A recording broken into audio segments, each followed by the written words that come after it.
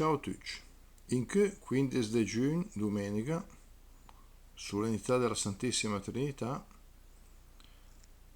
abbiamo avuto questa proposta tra le tante manifestazioni, iniziative del territorio, dell'apertura della chiesetta del Pilastrello, della Madonna del Pilastrello, detta Madonna della Consolazione, lungo la Comasina,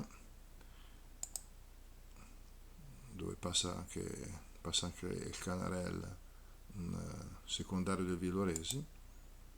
Ecco, questo è l'ingresso, che è l'edificio religioso più antico di Paderno Dugnano. Ecco che con Don Ilario Rudello si è pregato, ha celebrato la messa, e lui è un sacerdote originario appunto di Paderno.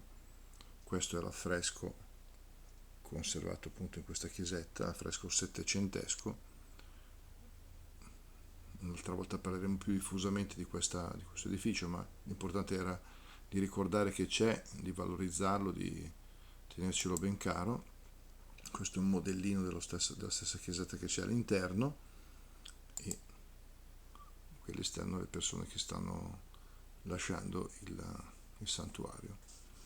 È stato un momento importante perché diciamo che abbiamo voluto ricordare appunto l'importanza di questa presenza del segno della mamma di Gesù in mezzo a noi, nella nostra città, sul nostro territorio.